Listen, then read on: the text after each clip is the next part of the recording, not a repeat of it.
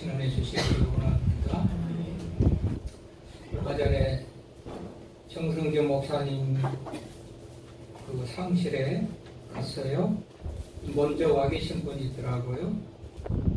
우리 처남 때 또 조카들 부부가 나가는 장동훈 목사님 목회하는 그 교회 나가시는 그 교수님인데 와 계셔서 내가 갔더니 또 같이 옆에 앉아가지고 차를 먹고 있는데 또 얼마 있다가 또 어떤 분이 와요. 왜 정 목사님 하시는 말이 오늘 무슨 날이 좋은 날인가 왜 이렇게 많이 들어오는 거지. 같이들 밥 먹고 좋은 시간 가지고 그랬는데요.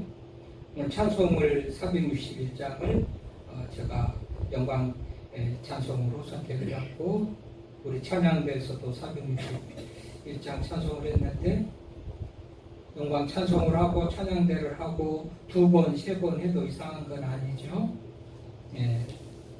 아마도 하나님께서 이 찬송이 우리들에게 꼭 필요해서 한번 어쩌면 2번 할 수 있도록 그렇게 해주셨을 수도 있는데 그냥 다른 찬송을 선곡을 해서 했는데요.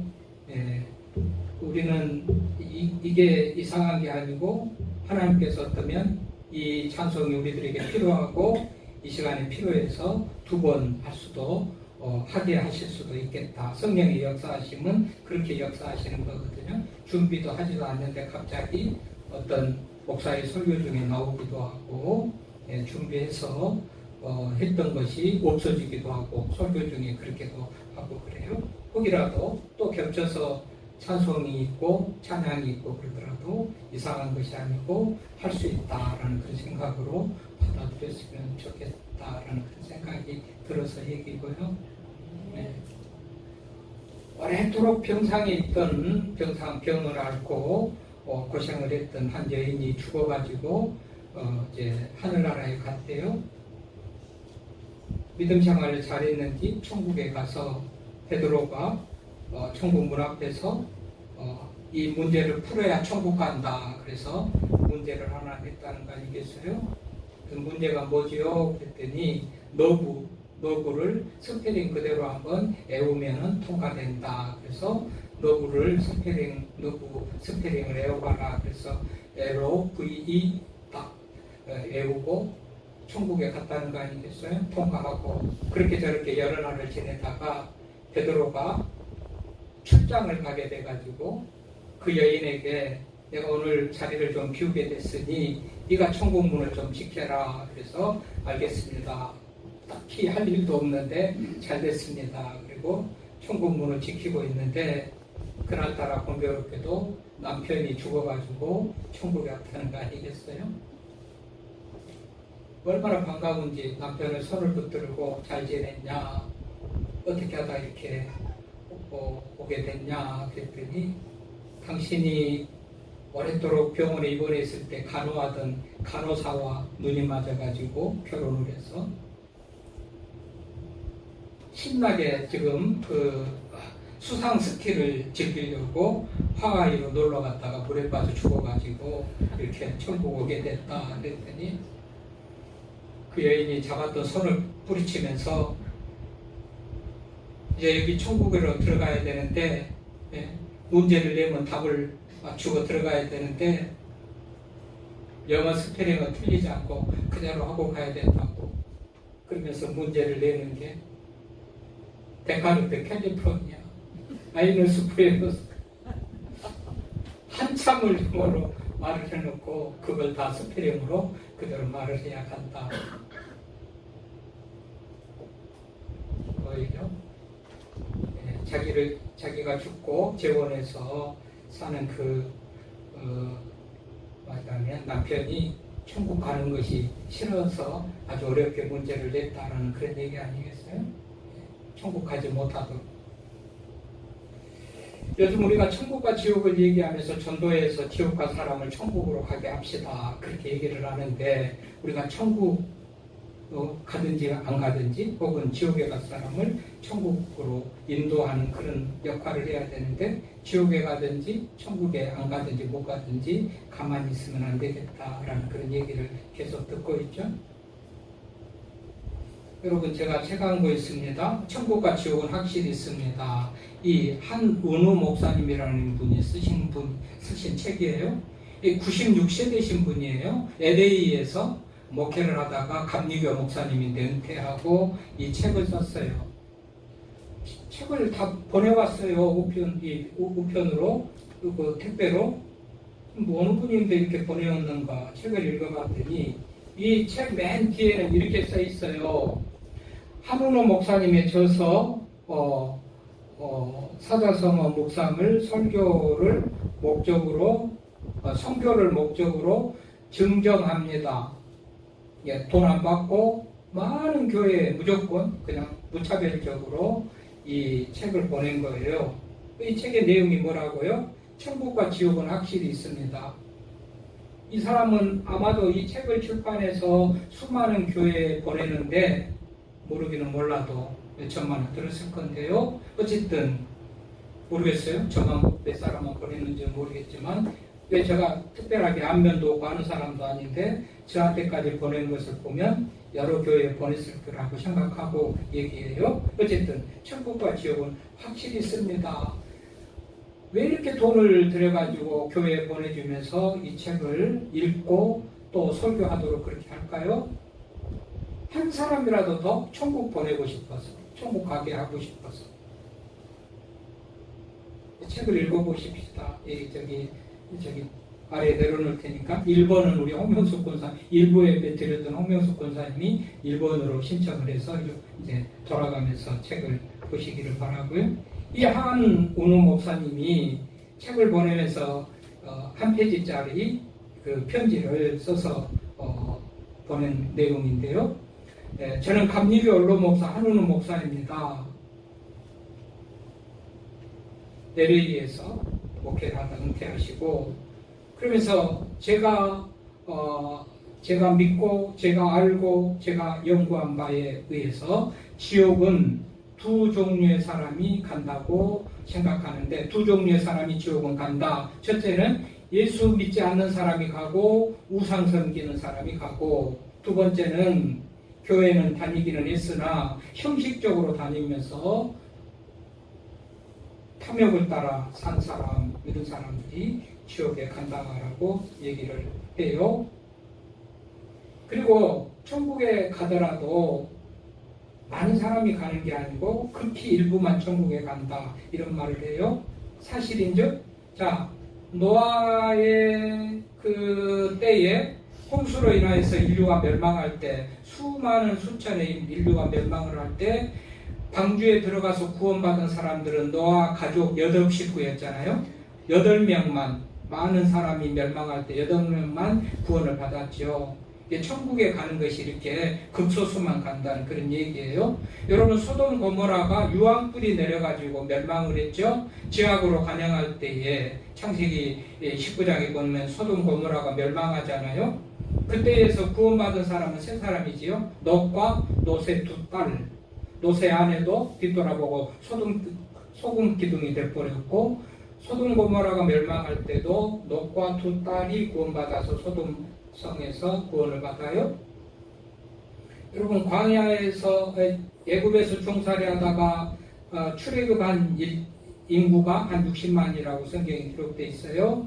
근데 그 60만이 약속의 땅 가나안을 향하여 가던 여정에서 누구만 들어갑니까? 몇 사람만 들어갑니까? 60만이 애굽에서 나와가지고 가나안 땅에 들어가는 사람은 여호수아 갈렙 2사람만 들어가잖아요. 성경에 보면 이렇게 믿지 않고 살다가 지옥에 가는 것은 당연하지만 교회 다니다가도 지옥 가는 사람들이 있으니 얼마나 불행한가 이것을 얘기를 하면서요.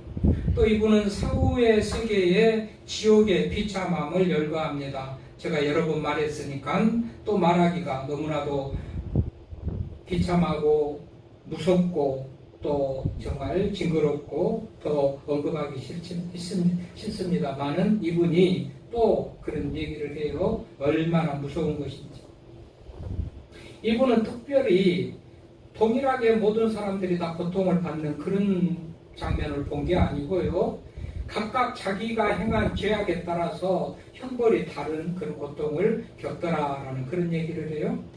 그런데 폭력으로 돈과 목숨을 빼앗는 그런 사람들은 누군가에 의해서 새 방망이로 얻어맞는 어떤 그런 고통을 당하기도 하고, 부하 직원들의 노동력을 착취한 부자들은 펄펄 끓은 더운 물 속에서 고통당하는 그런 형벌을 받기도 하고, 권력을 이용해서 남을 희생시킨 독재자들은 높은 곳에서 쉬지 않고 뛰어내리는 이런 벌을 받더라는 거예요. 그런데 번지점프 할 때 떨어졌다가 또 올라가서 번지점프하고 내려오는 것 같이 높은 곳에 올라갔다가 떨어지고 또 올라가서 떨어지는 그런 형벌을 계속 받고 있더라는 것입니다.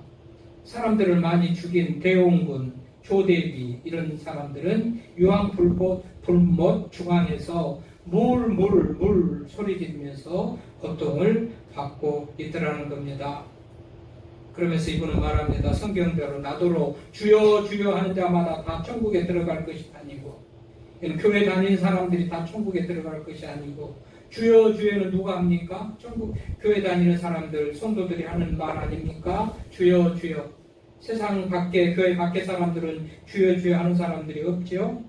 주여 주여 하는 사람들은 교회 다니는 사람들, 믿는 사람들입니다. 그런데 성경은 뭐라고 합니까? 주여 주여 하는 자마다 다 천국에 들어갈 것이 아니요 다만 하늘에 계신 내 아버지의 뜻대로 행하는 자가 들어가리라 말합니다. 이 말을 또 이 목사님도 하면서, 성도요 예수 잘 믿자, 예수 바로 믿자, 지옥 가지 말고 천국에 가자, 이렇게 얘기를 하면서, 내 아들 10명이 있다면 다 목사가 되게 해가지고 그 아들들로 인해서 영혼을 구원하는 일에 쓰임받는 도구가 되게 하고 싶다. 또 100억이나 1000억의 돈이 있다면 이 돈을 다 영혼 구원하는 데 사용할 것이다.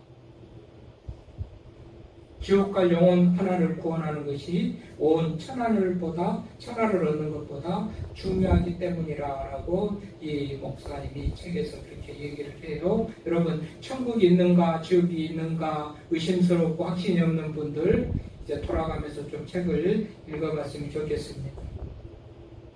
오늘 본문에 보니까 한밤중에 예수님을 찾아오는 사람이 있죠. 이름은 니고데모인데 이 사람은 공회원이고 이 지도자라고 그래요. 성공한 사람이고 권력도 명예도 가진 소위 우리나라로 하면 국회의원 같은 그런 사내들의 공회의원입니다. 그러니까 대단한 권력을 가졌고 부를 가졌고 명예를 가진 사람이죠. 이 사람이 무엇이 아쉬웠는지 모릅니다만은 밤중에 예수님을 찾아왔다고 그래요. 권력으로도 명예로도 무슨 돈으로도 채워지지 않는 어떤 갈증, 갈급함, 불안함, 어떤 미래에 대한 불투명 이런 것에 대한 그런 마음이 있었던 것이기 때문에 하나님의 아들 기적을 행하신 예수 그리스도를 찾아와서 어떤 답을 얻고자 했겠죠. 명예도 있고 체면도 있고 얼굴도 있고 이름도 있고 밤중에 예수님에게 조용히 왔습니다.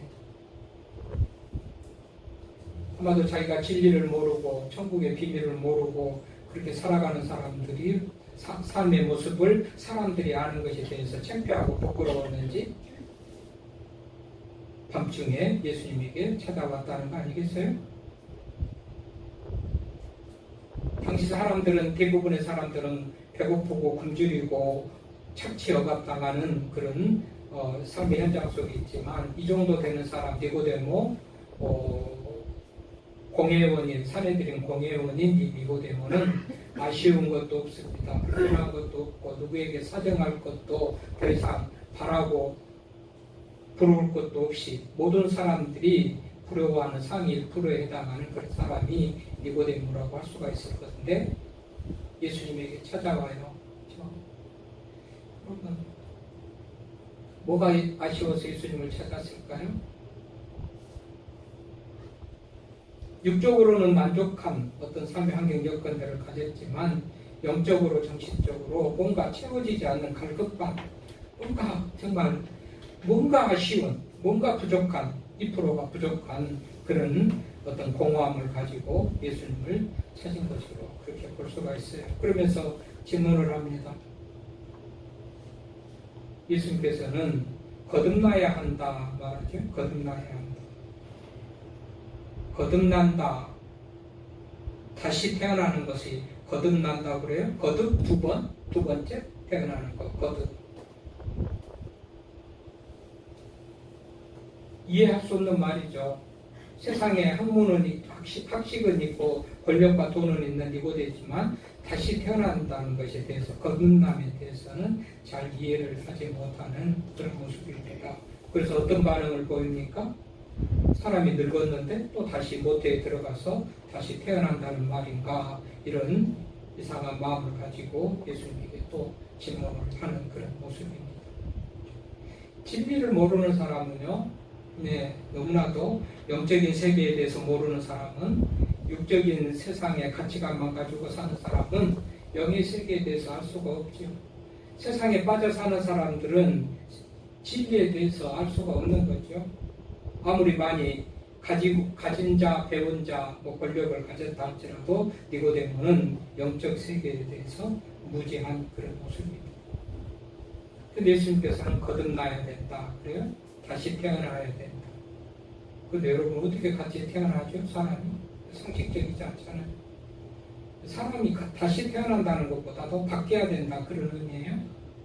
여러분 우리 재활용품 가지고 버려진 쓰레기 가지고 다시 어떤 제품으로 태어나는 거, 재활용을 해서 다시 활용하는, 폐기물을 활용하는 그런 재생 산업, 어떤 재생 사업 같은 그런 의미의 어떤 그 거듭남인데, 물론 인간이 거듭나는 것은 그런 의미하고는 좀 다릅니다만은 어쨌든지 삶의 가치관이 달라지고 말이 달라지고 행동이 달라지고 목적이 달라지고 방법이 달라지고 이런 것이 완전히 새로워진 거듭남, 다시 태어난 그런 모습이라고 할 수가 있어요. 그래서 거듭나야 된다. 그래야 하나님의 나라를 볼 수가 있다고 그러잖아요. 지금 계속해서 우리가 하나님의 나라를 확신하면서 우리는 가지 못하는 그들에게 또 하나님의 나라를 갈 수 있도록 전도하고 인도하자, 그런 얘기를 듣는데, 우리 하나님의 나라에 가는 것이 얼마나 중요합니까? 우리 스스로도요. 거듭나지 아니하면 하나님의 나라를 갈 수가 없다, 그렇게 말하면서 거듭나야 된다. 거듭난다는 것은 완전히 우리가 새로운 사람으로 탈바꿈하는 거예요. 어떻게 해요? 오늘 5절 8절 보니까 물과 성령으로 나지 아니하면 하나님의 나라에 들어갈 수가 없다. 결국 거듭나게 하는 수단과 방법은 물과 성령입니다. 물은 깨끗하게 씻는 것을 의미하기도 하고, 세례를 받을 때 물에 잠기면서 세례는 물은 사람을 죽이는 것으로 그렇게 생각해 보시고 있어요. 물은 하나님의 말씀이기도 합니다. 에레미야 보니까 성경에서 에레미야가 말씀이 선포한데 그 물이 제단에서 마당으로 뜰로 흘러서 그 물이 흘러가는 곳마다 생명이 살아나는 그런 것으로 표현을 하고 있어요. 그래서 이 물은 깨끗하게 씻기고 죽였다가 살리고 생명을 살리는 상징하는 그런 것이 물이에요. 생수라는 말도 있죠. 먹어야 산다. 생수, 이 물. 결국은 이 물과 성령으로 나지 아니하면 하나님의 나라에 들어갈 수 없다는 것은 이 회개해야 된다는 거예요. 회개하고 새로워져야 된다, 그런 말이에요. 그리고 성령으로 난다는 것은 하나님의 능력으로, 생명을 주시는 하나님의 능력으로 낳는 그런 것을 말하는데요. 우리 주님께서도 육체적인 부부의 관계없이 혈통적으로 태어나지 않고 성령으로 잉태되어 동정녀 마리아에서 태어났다고 그렇게 말을 하고 있죠. 우리도 성령으로 거듭나야 된다. 물과 성령으로 거듭나야 하나님의 나라에 들어갈 수가 있다 그래요.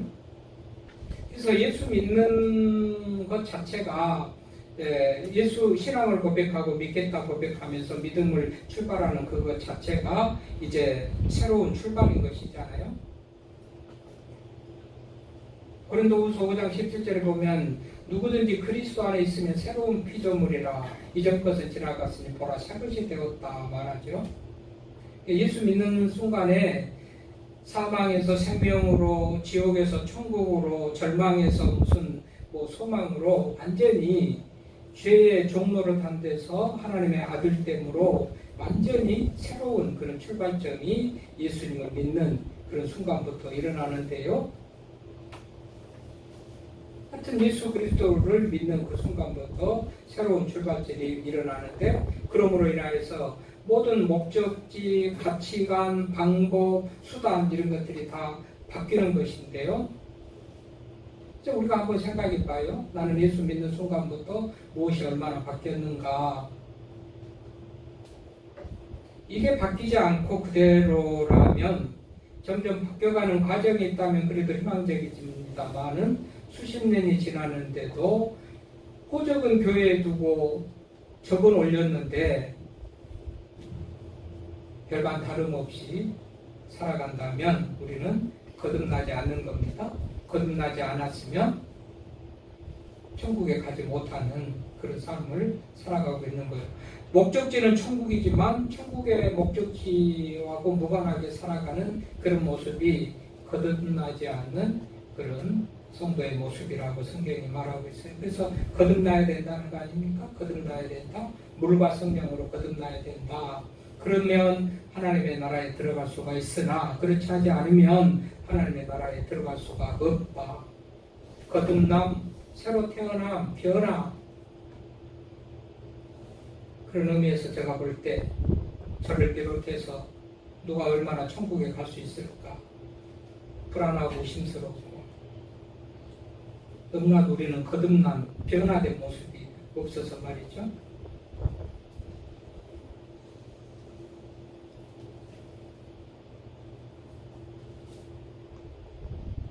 그런 의미에서요, 여러분, 믿음 생활을 했습니다. 내가 좋아 전도를 받고 말씀을 듣고 친구의 또 이웃의 전도를 받다 보니 예수님을 믿어야 구원받는구나. 그리고 예수님을 믿었는데 이후로 그야말로 철저한 회개가 없으면 이거 자기를 한번 돌아봐야 돼요. 회개, 믿지 않을 때에 살았던 삶의 모습에 대한 철저한 회개가 없이 내가 교회만 다닌다면 천국 가지 못할 수가 있어요. 철저한 회개, 하나님을 어떤 말씀과 무관하게 살아왔던 내 삶에 대한 철저한 회개.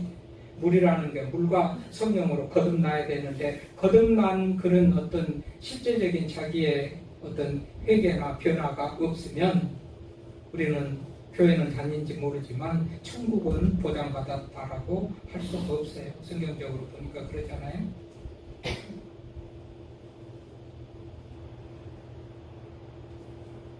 그래서 내가 늘 말합니다. 교회만 다닌 것 가지고 구원받는 거 아니고 예수님을 만나고 변화되고 믿어야 된다 얘기를 하는데,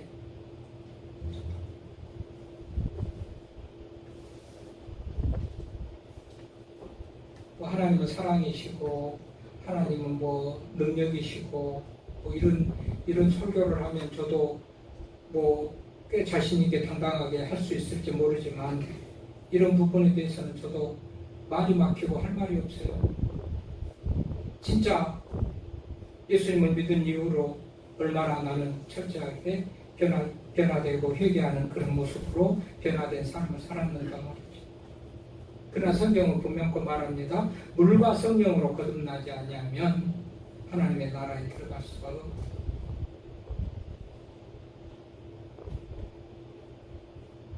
그러면서 읽지는 않았지만 14절 15절부터 쭉 이어지는 말씀에 보면 예수 그리스도를 믿어야 구원받는다는 얘기를 해요. 이 예를 들어가지고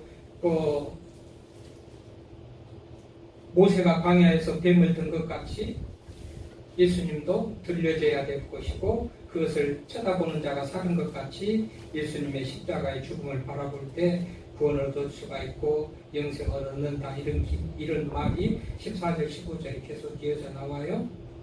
민수기 21장에 보니까 이스라엘 백성들이 범죄를 해요. 죄를 범해요. 불뱀이 나와가지고 이스라엘 백성들을 물어요. 뱀에 물린 자마다 죽어요. 불뱀에 물린 자마다 죽어요. 모세가 하나님 앞에 기도해요. 하나님 용서해 주십시오. 살려주십시오 했더니 하나님께서 모세에게 이런 처방을 내려요. 장대 끝에다가 놋뱀을 달아가지고 높이 들고 그것을 쳐다보는 자들이 다 살 것이다. 그랬더니 모세가 장대를 준비하고 놋뱀을 만들어가지고 장대를 높이 들고 이것을 쳐다보면 산다. 그랬더니 백성들이 그 말에 순종해서 장대를 쳐다봐요. 놋뱀으로부터 어떤 영험한 기운이 내려오거나 놋뱀이 어떤 기적을 행하는가 그게 아니고 말씀에 순종해서 놋뱀을 쳐다보는 그 백성들이 살았다라고 민수기 21장 말씀에 그런 말씀이 있는 것을 얘기를 들어서 우리 예수님께서도 나를 쳐다보는 자가 살 것이다. 결국은 말씀에 쳐다보는 그것은 쳐다보면 산다 했더니 쳐다봤잖아요. 이게 말씀에 순종한 거거든요. 말씀에 순종한 거예요. 어떤 특별한 행위가 있던 게 아니고 놋뱀이 어떤 영험한 행위를 하는 것도 아니고 쳐다보는 것, 말씀에 순종하는 것, 그것으로 그들이 살려지는 그런 은혜가 있었던 것들을 우리가 기억할 때 결국은 놋뱀에 달린 그분이 예수 그리스도이시고 십자가 위에서 달리신 그 예수님을 쳐다보는 자, 그가 나를 살릴 것이라는 믿음을 가지고 바라보는 자, 그들에게 영생을 얻을 것이다. 오늘 14절 15절 그런 말씀을 하셔요. 그러므로 결국은 우리가 고백하며 믿어야 될 것은 우리의 거듭남, 새로 태어남, 거듭남의 어떤 모습을 우리가 가지도록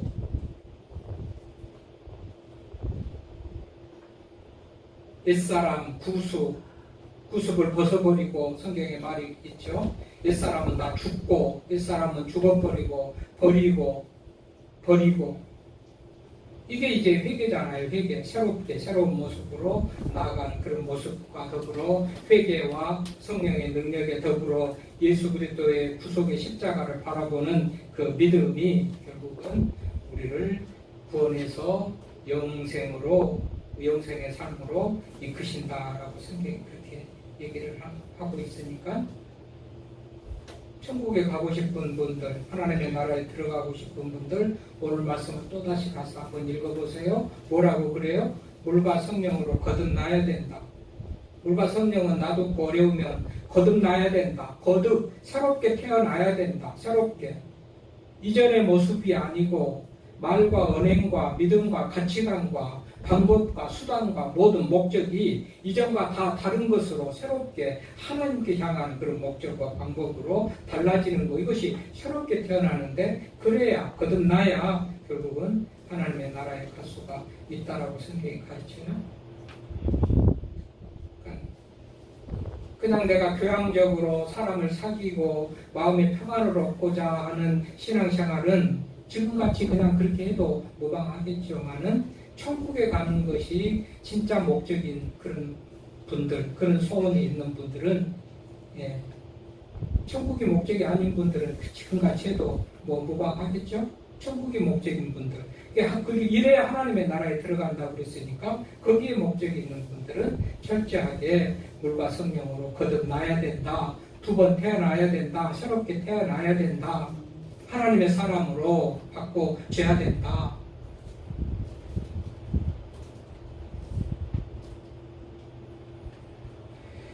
가슴에 손을 얹고 눈을 감고 나는 정말 거듭난 사람인가? 거듭난 사람, 새로 태어난 사람인가? 새로운 피조물인가?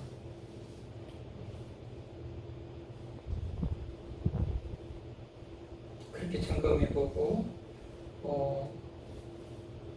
거듭나지 아니하면 하나님의 나라에 갈 수가 없다고 했으니 선택은 여러분이 하십시오만은 저는 안내만 하고 길을 알려드립니다. 여러분 강원도 황지, 태백 다 탄광 지역이죠. 탄광에서 탄을 캐는 그런 사람들은 스스로를 막장 인생이라고 해요. 막장. 더 이상 내려갈 데가 없고 더 이상 갈 데가 없는 인생의 최끝 맞이하면 밑바닥까지 내려왔다는 그런 의미 아니겠어요? 지하 수천 미터에서 열과 더위에 탄을 캐면서 여러분 탄가루가 폐에 들어가면 큰 중한 그런 병이 걸려가지고 그분들은 병상에서 쓸쓸하게 그렇게 인생을 마감한다고 그럽니다. 그러니까 막장 인생을 살던 사람들, 탄광에서 탄을 캐던 사람들은 자식들에게 유언같이 말합니다. 거지가 되면 되더라도 절대로 광부는 되지 말아라. 절대로 탄은 캐지 말아라. 이런 얘기를 한다고 그래요. 왜 그럴까요? 그 고통을 알기 때문에 그렇잖아요. 그 고통을 알기 때문에. 아까 이분이 왜 지옥에 가면 안 되고 천국으로 가야 된다고요? 그 지옥의 고통을 알고 천국의 그 행복을 알기 때문에. 성경이 능히 말합니다. 지옥의 비참함과 천국의 그 행복을 말합니다.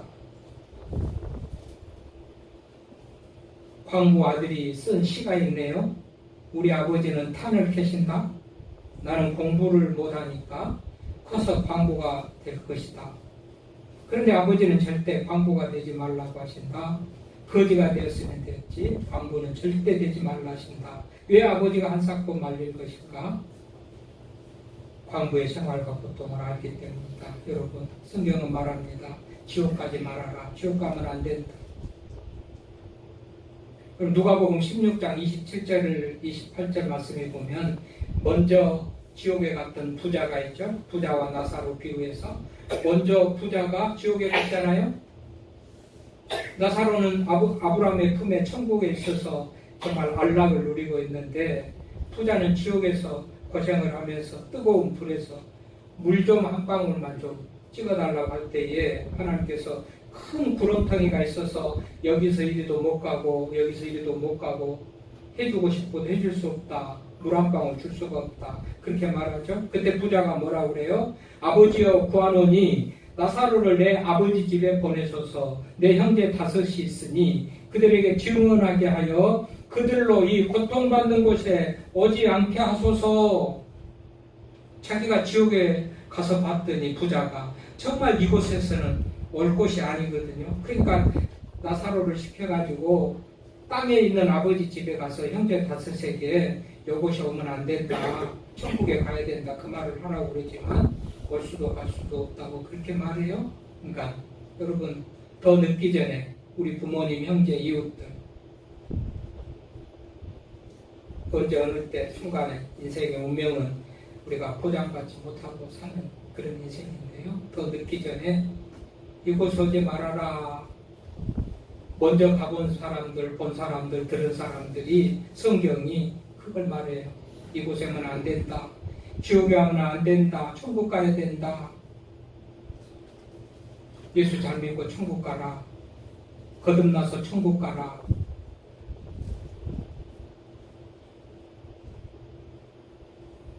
하나님 아버지